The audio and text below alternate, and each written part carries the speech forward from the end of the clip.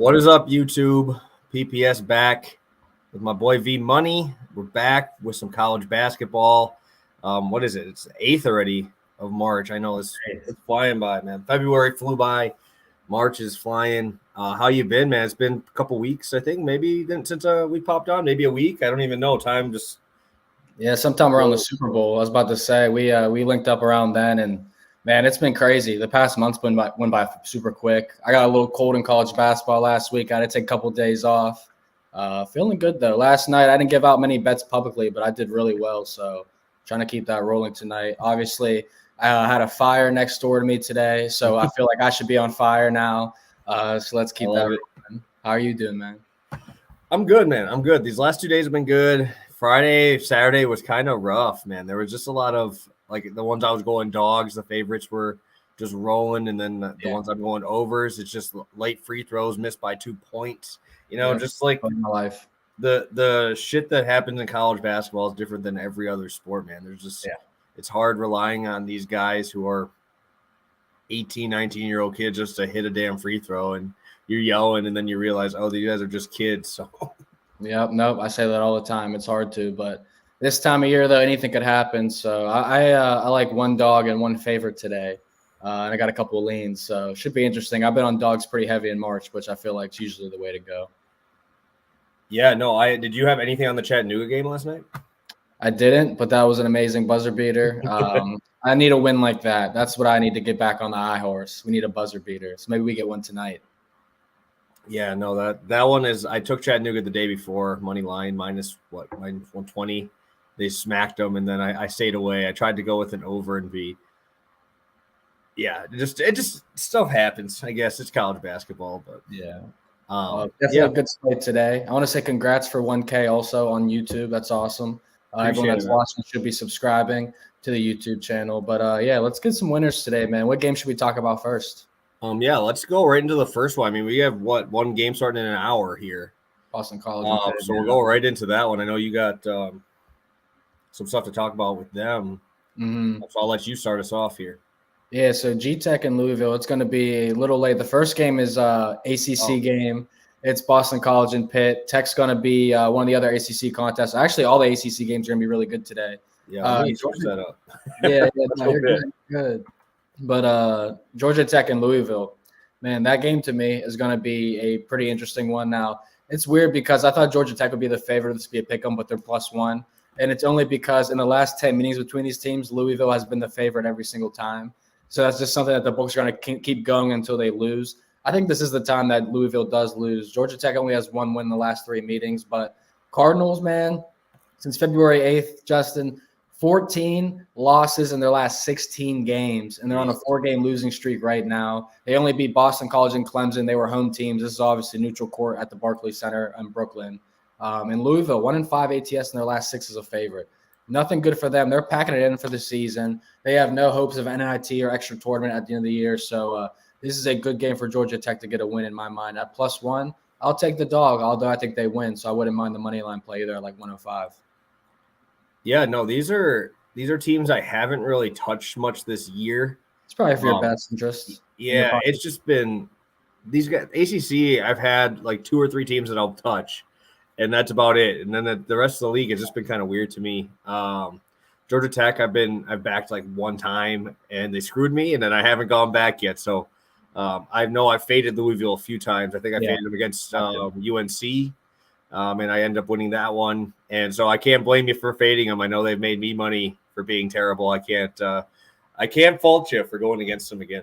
Yeah, Louisville's been my favorite fade in the ACC along with Pitt, and then Miami's been my favorite team to ride in the ACC this year. So Miami's nice. Yeah, very good, very good. What do you got? So I'm going to go into the next game, actually going into the ACC again. And this is like one of my favorite spots today. And I'm doing what I did, I think it was a week ago, and it was my biggest play in like a month. And I was on Wake Forest fading NC State in that absolutely dreadful defense that NC State plays. It is one of the worst defenses I've ever seen out of a Power 5 school. Dude, like I was watching that Wake Forest game, they're getting absolutely blown to shreds, and then all of a sudden it's over 100 out of nowhere. It's just like 20 ball in like 3 minutes. and they can't guard any single spot on the court. So I'm going to be rolling with Clemson's team total here. I'm looking at NC State. Actually, not terrible on offense, which I think is actually nice here. I think they're 66, according to KenPom, adjusted offense, which actually I think helps because I think this actually speeds the game up. I'm not a huge Clemson guy personally, but when I'm looking at these NC State defensive numbers, it makes me like them a hell of a lot more. We're looking at a team that is bottom 50 in points allowed, field goal percentage allowed, 3-point percentage allowed, and free throw percentage allowed against them. So all these metrics come in. Now we're going over to the Clemson side, who's been decent. They average 72 points per game. But if we're going to get a team like NC State playing up against them, I'm going to ride the team total here. They're allowing 76 points per game. That is 36th worst in the country. Obviously, if they allow that here again, we get to see this number cash for us. They hit 70. That was their last game against NC State for Clemson. They hit 70 against them, and that is with them shooting 30% from the three-point line and had 16 turnovers, and that was the fourth conference game of the season, and they still scored 70 on them and won. So obviously, we're later in the season. You obviously find your identity through the middle of this conference season going into this ACC. So now I'm going to be riding Clemson team total. I thought 73.5 was just a little bit too low. And I think that you should get taxed on NC State because they are that bad. Usually I don't like taking the tax on some of these teams, but when you have a team as bad as NC State, like I said, it baffles me how bad they are. They're terrible at rebounding on defense. They're terrible at guarding every single part of the floor. I just don't see how Clemson doesn't at least push the pace here and just try to blow these guys out, maybe rest the legs at the end of the game. But if we get that, I'm still seeing them easily get to 75. Oh, yeah, I like that play. I mean, I felt a little more comfortable. I laid the 5 with Clemson. That's my play in this game. I like the Tigers to pretty much lay the smackdown on the Wolfpack. I could see them scoring 75 in this matchup. And like you said, NC State defensively is atrocious. The only thing the Wolfpack do good, which is weird to me, is they're a top 15 team nationally in offensive turnover percentage. But they lit up 101, 89 points in their last 2 games, but they only turned the ball over 16 combined times. So it's pretty odd for a team to be able to be that bad defensively and be able to keep the ball offensively. They're just that bad when it comes to shooting. Clemson, I think, is a defensive team that can take them down here. It's a neutral court game. But NC State lost 10 of their last 11 games, so there's not much for them to, not much to back them at all in this spot, whether it's them to win this game or to, hold them under Clemson's team total. But Clemson's had the outright best of them historically the past couple of times. And what I will say is NC State, believe this, in their 2 of their last 3 games, they did not lead at all against North Carolina or Florida State. And then on their game against Wake Forest, they didn't lead at all in the second half. So pretty much in general, North Carolina State has given up over the last 3 or 4 games, which they've all lost. So I'm taking Clemson -5, and the over is a hot topic for Clemson's games when they're favorites. 17-11 in their last 28 as a favorite. So that bodes well for your team total. Yeah, and that's actually the debate I had this morning was, do I back the just game over or do I just back Clemson's side?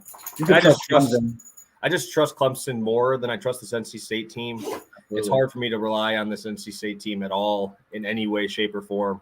So I'm just going to be rolling Clemson team total over 73.5 for my first play here. Looks like we got Joel in the chat. I'm happy to see you popping on here for that lunchtime one. I'm hoping people pop in for lunch, throw some bets in, and get it rolling. Hopefully we'll be around that 25, 30-minute mark, so it's not too long. You guys can just pop on, grab the bets, and go back to the second half of the workday. Yes, sir. So I think we're going to – I think this is a championship game, and I think you have a play in this one. Yeah, big game. So Lane – UNC Wilmington +2. Once again, I like them. I think I'm going to have to play them here. I want to see if there's any line movement, but if it goes down to +1, I have no problem taking them. They have been straight cash as underdogs all season long. They've already beat Delaware by 2 and 7 points when they met. UNC Wilmington's won 5 straight games as well, 7 of their last 8. But breaking down some numbers, I mean, they're number 2 in the conference when it comes to adjusted offensive efficiency, and then they're number 1 and 2 in offensive and defensive turnover percentage. So those are things you want to back, including making free throws and being a defensive squad. Now, both teams are pretty bad when it comes to 3-point defenses, and they struggle to rebound. So I think this could be a little bit of a shootout. and UNC Wilmington can play in those type of games as well. They've covered 3 of their last 4 and won 3 of their last 4 against Delaware. They swept them already this season. A lot of teams lately have not been winning that third meeting if they've been swept twice this season. And in mid-majors, it's usually pretty clear which team's better or not. And for some reason, UNC Wilmington, like Miami, who we briefly mentioned, has just been not respected at all in the market all season long, being underdogs consistently. So I'll take the Seahawks of UNC Wilmington +2. I'll see if it moves to the 3, but I'm pretty sure it's not going to move in Delaware's favor at all today. Yeah, actually, I was leaning over. That was my thought when I was looking at these defenses. And it's just, when you look at it, I mean, Delaware shoots well from 3-point line. And that's kind of where I kind of got in that weird spot where it's like, I think UNC Wilmington can win this game. I obviously think that I would lean that side. But just that 3-point percentage allowed and the 3-point percentage shooting from Delaware, because I backed Delaware mostly against Charleston only because that defense is absolutely horrendous. And last night they play into that slow-paced game. So I think that's actually really good for Wilmington because Wilmington just played Charleston last night, right? Yeah, they did last night and they beat them. And they were underdogs in that game again, too. Yeah. And so I think that you could see Wilmington win the fast-paced games that they've had earlier this season, and you see them slow down Charleston, which is almost impossible to do. So that's what's kind of giving me that red light, a little bit yellow light about this one, and taking the over was just how well Wilmington slowed that game down to make it their type of game, that gritty type of game. And so I would definitely lean Wilmington. That is the reason why I can't take the over, is because when is the last time you saw 55, 56 in a Charleston game with 3 minutes left in the game? I don't think I've ever seen that. No, like the first time they met, it was 85-79. And then, 60-57 was the final score last night. This is the 3rd straight game for UNC Wilmington, +2.5 on MGM. See, I like it. It might be – MGM always has better lines, I feel like, than the other books for the most part, and they're slower to move the lines as well. But UNC Wilmington, this is going to be their 3rd game in 3 days. So sometimes you worry about that stuff, but it's the same thing for Delaware as well. And Delaware ended the season on a 3-game losing streak before they beat Drexel and Towson in the tournament. So this is going to be a great game. I just think UNC Wilmington's been disrespected all season. I took them last night to myself, and I think just today, again, I'm going to have to play them again, keep riding them. Yes, sometimes like you just find these teams are just undervalued in the market, never change. Never changes. And it's just, I don't know, Vegas just doesn't want to look at these smaller schools and give them that respect. I mean, how many people are betting Delaware or UNC Wilmington throughout the season or this conference in general, So it's like you have to be pretty sharp or trying to make money to be betting on these two teams. 100%. And now I'm going to go to my second one here, and I'm going to be going over to Wright State, going to the Horizon. I like it. I haven't bet the Horizon a ton in this tournament. I did during the season. The tournament has just been – there's been some crazy games in this tournament. And now we're coming here. We're going to the final. And I'm going to be backing the over in this game. And it's been moving quite a bit. I had it at 133.5. I bought the half point, got it at -120. And I had it at 134 this morning, so I just got it down. I'd rather get that hook off. And so I sent that out this morning at around 9 a.m. Right now I'm looking at 134.5 most places. Nice. I would still play that. And the biggest reason for me is we've seen these guys play twice, obviously, already this season. Wright State, I believe, losing both of them. In both matchups, there was still a lot of points to be had and left on the court, but they both hit this number still, right? In the first matchup, it was 73-63, 28 turnovers in that game. But we did see that the Wright State pace was the pace that was taken in the game. Upper 60s in possessions. If we were going with the Northern Kentucky pace, we'd be playing at a snail's pace, probably seeing teams in the 40s here. But Wright State controls the pace, controlled the tempo. We saw upper 60s, 11 for 20 total on free throws. So that's so many points left on the board there. Obviously, 30 turnovers is going to lead into lower scoring here, but we still hit the over 134.5 even on that type of game with that many turnovers. Second game, 30 turnovers. Wright State only shot 37% from the field, and both teams combined for 14 from 40 from the three-point line, and it still scored 146 points. So obviously I get it. The market's probably going to say, hey, they're going to play harder defense in this one. Is a championship still there? Yeah. But when we're playing a team like this and these guys know each other that well, And also, Wright State shoots free throws at a fantastic percentage. I think that will help us keep it close. They're shooting 76%. That's 35th in the country there. I just think that this pace is going to allow us to be a little bit less efficient if need be, because we've already seen it, one faster, one slower, and it's both crushed the total here, even with poor playing on the turnover side. Yeah, no, I like this look a lot. I mean, I've played a lot of Northern Kentucky basketball this year, and I mean, I've liked Ryan the Norse. They beat Wright State both times, like you said, by 4 and 10 points. They've won 3 of the last 4. I like them to win this game too. I mean, I was surprised because I don't know how much Purdue Fort Wayne basketball you've watched this season, but they were hot to end this year. I mean, I think they won 10 or 11 straight games, and then they just lost to Northern Kentucky. Northern Kentucky pretty much played at that snail's pace handed to them. And I played Detroit +4 against Northern Kentucky and was surprised Northern Kentucky blasted them by 18 points or whatever it was. So, yeah, I feel like this could be a high-scoring game, higher than yesterday's game for Northern Kentucky, just because Wright State's three-point defense is so bad as well. I mean, 3rd worst in the conference, I think, when I checked. So, yeah, I feel like it could be a higher-scoring game. I like Northern Kentucky on the side. I think that they're going to be the winner in this game. And, yeah, the Norse, like I said, it's been a team I've ridden a couple times, and they reward me constantly. And when I go against them, I feel dumb. So I like Northern Kentucky in this spot. I think I'm going to lay them on the money line. Yeah, and this is another thing I like with the over too is the best players for each team. I think is Basili is Wright State's. He's actually from my area down here in Milwaukee, and I believe the last name is like Varick, something like that, for Northern Kentucky. A guard scoring 20 points per game against these guys already in their 2 matchups. I think it's Marquise Warwick, averaging 19.5 in his 2 games against Wright State. And Basili has been lights out this season, being able to stretch, kind of play more like that NBA big guy where he's able to shoot the 3 ball and still play down there. I actually watched Basili play against Oakland, and that dude was their entire offense. Yeah. This man can do really everything that he wants on these guys because Northern Kentucky's strengths are the guards. Obviously, Wright State's best chance to score is going to be down low and giving the ball to their big guys. So I always like those types of matchups where we have a better on both sides, and we're going to be able to score some points on both sides here for sure. And I'm hoping we see both teams in the 70s for another great finish to a Horizon game. Yeah, I think it's possible. I think this is going to be one of the best games on the slate too. It should be a tight one. And look for both these teams to be great fades in the first round of the NCAA. Dude, I know, and then I'm going to probably be back in like Murray. I'm probably going to have to back.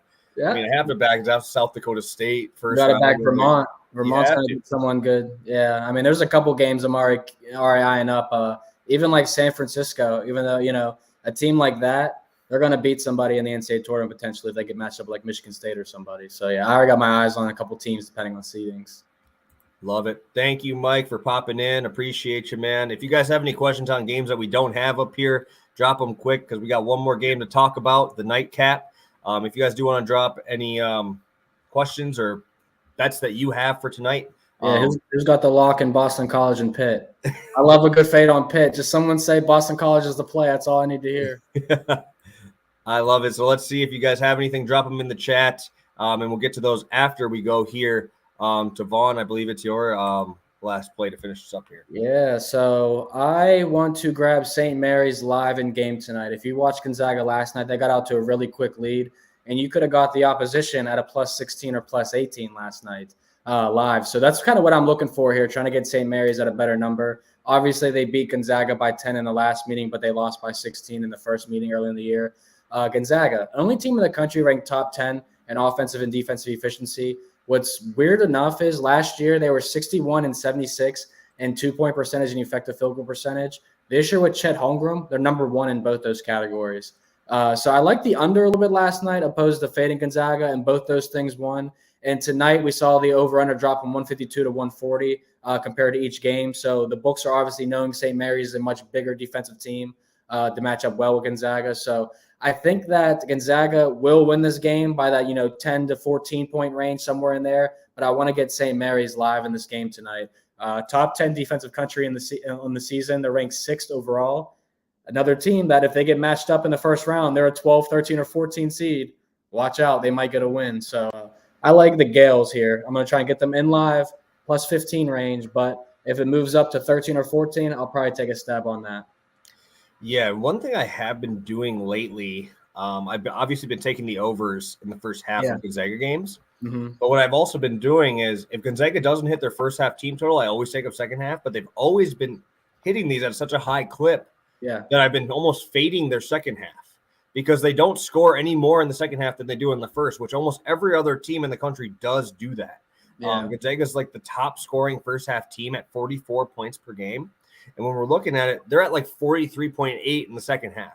So we've been seeing them lose that second half spread quite often, or at least I've been trying to back that. That's not like statistically backed, but that's my money being backed on it. So I've seen it and I've backed on it. So I definitely like that live spot that you have there. Even in the St. Mary's game, it's just like you almost have to take the under, don't you? Because I don't see St. Mary's ever trying to get into a track meet here with Gonzaga. Oh my God, that'd be a nightmare for them. But they held Gonzaga to 21 points in the first half of the last time they met, and then Gonzaga had 10 days off. We talked on the phone yesterday, and we talked about Gonzaga's first half. And Gonzaga goes on, puts a 47 spot up themselves in the first half. I think their team total was 40.5 or something. So this isn't a spot where I'd be willing to back Gonzaga in the first half team total because St. Mary's did have their number in the last time. But live betting Gonzaga, they score in the blink of an eye sometimes. Like they go on 8-0 runs in the matter of like a minute and 10 seconds. And so if they get off to a slow start, even live betting their first half team total, if you can get that like 35.5 would be a good bet in my opinion. Yeah, it's just tough to fade the St. Mary's team against Gonzaga because they play each other so often. They know exactly how each other play. And Gonzaga's style runs people out of the gym. But St. Mary's is so slow.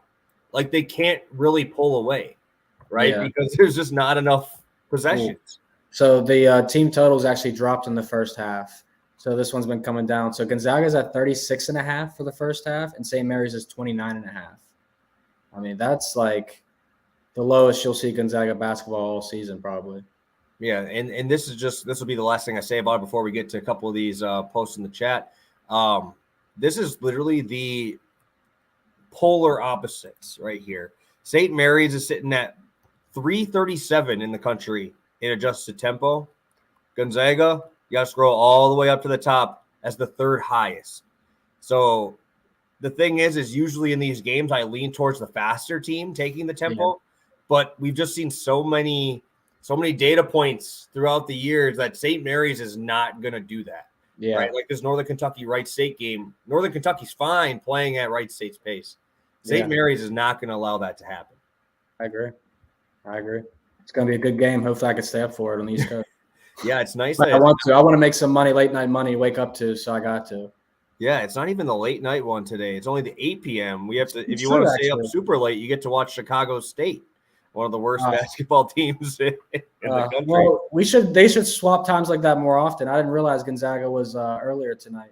Yeah, 8 p.m. And then you can watch Cal Poly at 10:30 and Chicago State versus Utah Valley at 10:30. Those are the two late games. Jeez, that's a mess. Awesome. Well, we have Joel in the chat saying he's playing Boston College. First half -1. First half -1. Dude, I don't even think I just can't ever back Pittsburgh's offense to do anything. Ever. No. It's so bad. And like I was thinking under 128.5 was going to be the play, but it's moved up to 130. So obviously people are thinking over is probably what's going to happen here. And my thought process is this. Now I'm rocking the IUP hat. I'm from Pittsburgh area. We are also the best Division II basketball program out there, just so you know, player props of Vaughn. We're back number 1 seed in the Atlantic region. But anyways, Pitt has been terrible this season. And like I feel like they're another team. I talked about Louisville giving up, like Pitt's giving up on their team and their coach. And like at this point in the season, they're 11-20, so they have no hopes of being in any type of tournament after this either.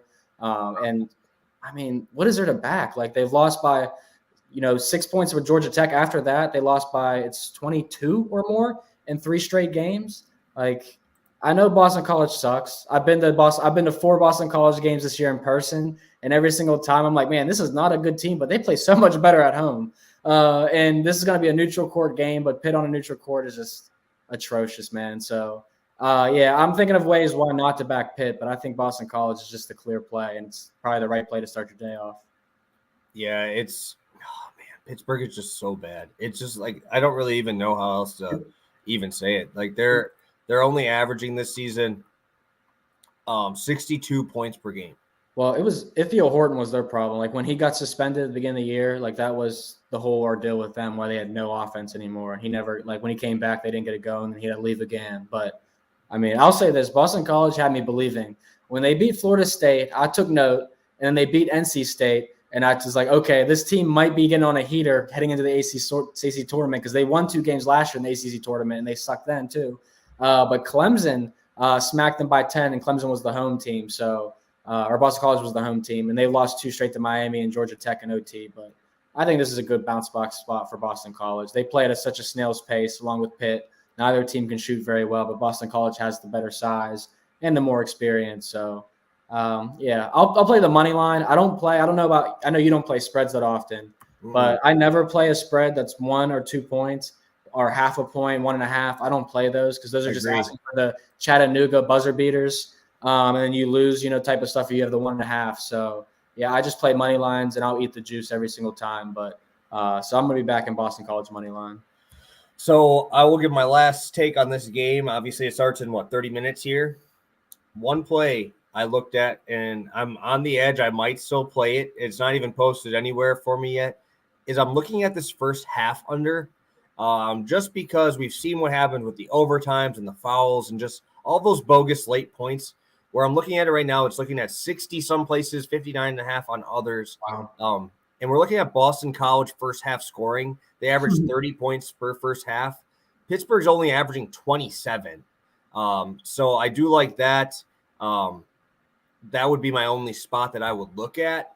It's just like an under in that first half. I've been doing a lot more first half ones just because of all this bogus shit that has been happening late in games in March, where it's just like, I won my money, and now I can just sit back and enjoy it and probably be stupid with it and degenerately bet a second half bet, even though I don't need to.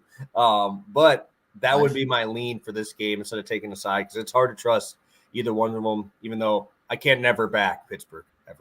Yeah, no, I agree. I like that look a lot. I think that's actually a pretty sharp play. Like I said, I couldn't back the game under. I just didn't feel comfortable playing it, but I'd feel a lot more comfortable playing that first half under, even though it's a low number. 60 is scary. Yeah, 60 is scary, but in a Boston College game, I mean, they may not have, they may have 8 points by the 10-minute mark, for example. This might be an 8-8 game or something like that. But just to recap my plays for today, I'll be playing Boston College money line, Clemson -5. I got Georgia Tech +1. I like Northern Kentucky on the money line and UNC Wilmington +2. Those are 2 plays I haven't given out yet, but I have played myself. I think I am going to give them out officially. And then I'll be looking at getting St. Mary's live tonight because it's not too late. East Coast boy, I'll be up watching. I love it. And I'll be back in the Clemson team total over 73.5 and the Wright State over at 133.5. That Pittsburgh game, that's a lean. That's nothing I've given out yet. But if I'm going to take anything and want to bet that early game, that is where I would go. So that is what we're rolling with. We have about 1:45. We're trying to keep it in that 30-minute range here. Looks like, Gino's talking about that one hurt. I had South Dakota State over 151 yesterday. Beat a ton of line movement, and they score 85 first half points and missed by 15. So I don't even know. Yeah. How's that even happen? Yeah. South Dakota State blew the doors off of the guys. And I thought South Dakota would put up a fight, obviously in a rivalry game. But yeah. I'll also throw this out there for tomorrow, a little look-ahead game for everybody. There is the best Pittsburgh school to ever walk this earth playing, and that is Duquesne. They are straight fade material. In their last, 16 games? I think they're 2-14 or 3-13 ATS. They've just been atrocious, and they're playing Rhode Island. They're going to be 9-point underdogs right now. So I think that's what I'm going to lock in tonight because it's going to go double-digit spreads. But Rhode Island, I played Rhode Island -9 last time they met, and Rhode Island won by 16. So this is a neutral court game, and Duquesne has no hopes of doing anything this season. They're 6-23 on the year. So, I'm going to lay the 9 with Rhode Island for tomorrow. All right, last thing. Joel wants you to run back those plays that you said. We have a few of them dropped down to the bottom. I think he wants yours because he said he didn't get all of yours. So he's wondering if you would run it back for him. Yes, I'm on Boston College money line. I'm on Clemson -5, Georgia Tech +1, Northern Kentucky money line, and UNC Wilmington +2. And then I said I'll try and get St. Mary's live in game around +15 or 16 range if I can. They're sitting at +13 now. Public might drive that up. They drove Gonzaga up to 16 yesterday before it came back down to 14. So keep those in mind as well. Yeah, and again, if you guys aren't getting these on here, obviously we're talking about them and doing it before we drop them here. We do have Vaughn's Twitter in the description of the video here. So make sure you go follow him. That's where all of his plays will be. Because we do these shows, maybe we'll do it a little bit more with March coming around here. Definitely. But we post plays every single day, mostly over on Twitter. I try to do a YouTube play of the day in the morning. This one's taking the place of that. The show right now is doing the place of that. So, yeah, make sure you go follow him over there. You guys are doing some big things over on NBC, so hopefully everything is going well for you guys and you guys keep making some money. Yes, sir. In March, it's the time of the year. So, yeah, maybe they'll get some collabs going. We should do these videos more often. And, yeah, I should be in the Pittsburgh or Philly range for March Madness. Stay tuned for live bets. That's going to be the best part of March Madness, being there at the games, live betting them. So I can't wait, man. Love it. Love it. Hopefully I'll get tickets to the Milwaukee one down here at the Pfizer. So, yeah, I'm looking forward to it. Any last words before we head on out, V-Money? IUP is going to win the D2 National Championship. If you got odds on D2 basketball, go get it. They usually don't open them up until late in March, but that'll be a team that I'm backing. I'm not just saying that because I went there, but that is something that's going to be some money on there. They're a good team. But, no, thanks for having me on, man. I appreciate you, brother. I appreciate everyone watching as well, like Joel. You guys are the reason why we do this, so let's make some money today. Yeah, I'm feeling great about the slate. Again, that game starts in 27 minutes, so make sure you guys go lock in your bets. Best of luck on all your plays today, guys, and take some bookie money. Have a good one.